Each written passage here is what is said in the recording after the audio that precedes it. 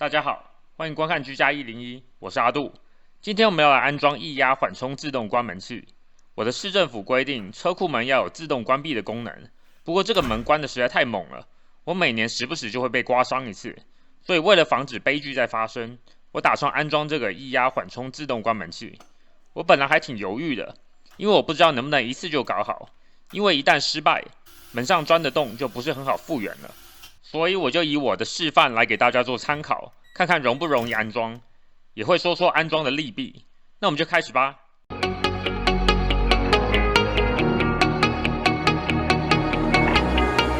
首先我们打开包装，里面有一个主体调速阀，这上面牌子写了 KAK，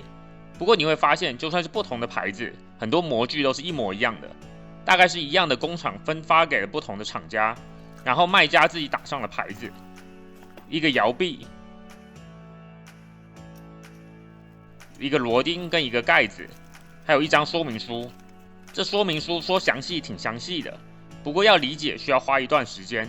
因为安装方法有3种，前2种类似，只不过上下反过来。我们这边简化一下，这2种方法基本上你都需要把液压缓冲器安装在你门开向的那一侧，然后将主体调速阀的调速旋钮朝向门铰链。这调速旋钮有2个，一个是关闭，一个是把门扣上。我们之后会解释分别是什么作用。然后将摇臂垂直90度安装在这个主体调速阀上，摇臂的这个关节部分要朝向要固定的部分，然后固定部分要固定在门铰链相反的位置。然后这边有点问题，说明书上说这个朝向会影响关闭的力度，但是这说明跟我网上看到的一些示范是相反的。我2个方向都安装试过，其实我感觉不出来有什么差别，主要还是旋钮在调节关闭的力道。第3种安装方法就比较特别，这种安装法的目的就是要把关节安装在门框下面，这需要一个特别的部件，需要另外买。安装方法也跟前2种很不一样，这个特殊部件要安装在门铰链的同一侧，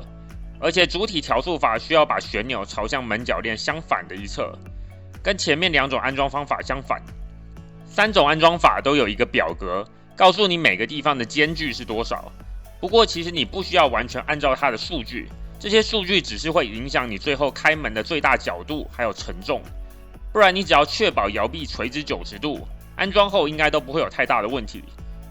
安装方面，我选择使用第1种方法，把主体调速阀固定在门上。这种安装是最常见的，因为主体调速阀可能比门框宽，安装在门框上可能有点困难。要安装在门框上面的墙上的话，通常这摇臂要大一点才能够得着。第3种安装方法需要额外的部件，而且安装额外部件在门框下也最好是大一点的门，这样缝隙才会够。安装的时候每个部件的空隙要先调整好，不然关门时会被卡住。最后需要装这个螺钉，所以这位置空隙一开始需要预留多一点。这个版本的摇臂这样安装一定是90度的，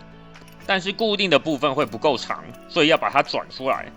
然后最后用螺帽固定在要固定的位置。我们现在开始安装，我按照表格的数据开始钻洞。不过像我之前说的，其实只要差不多就好，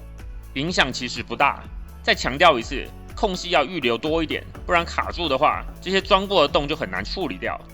然后我们将主体调速阀固定在门上，记得旋钮要朝向门铰链，然后安装摇臂，调整好长度，让它可以刚好碰到门框，然后将它固定上去。我2个方向都试过，感觉不出差别。不过我最后选择跟随网上教学，把长一点的部分朝向门铰链，用螺钉固定住，然后放上盖子，最后用螺钉将摇臂固定在主体调速阀上，这样就完成了。但是你会发现门还是关得很快，因为主体调速阀的旋钮要转紧才会有缓冲的功能，转太紧的话速度会很慢，所以要自己一直尝试。然后你会发现这2个旋钮，一个是关门，一个是把门扣上，其实2个作用是一样的，就只是把关闭分成2段，因为如果第2段关门太慢，门就会扣不上，所以才叫它把门扣上。所以最好设定成关门的旋钮紧，然后把门扣上的旋钮松，这样一开始不会伤到脚，然后最后也能把门关好。不过安装后我发现一个蛮大的缺点，就是门会变得很难开，因为开门时液压也会工作，所以门就会变得很重。对强壮的人可能还好，不过对扰弱妇孺可能就会有点困难。还有，如果因为怕第二段关门太快，还是会伤到脚而把速度调慢的话，有时门就会关不紧而扣不上，最后导致每次关门可能还要检查门关好了没有。不过整体来说问题不大，也解决了我原本要解决的问题，所以还是挺值得的。这样我们就完成啦。如果您觉得视频有帮助，请按赞、订阅并开启小铃铛，我会尽量更新各种居家建议，希望对大家有帮助。非常感谢，谢谢收看。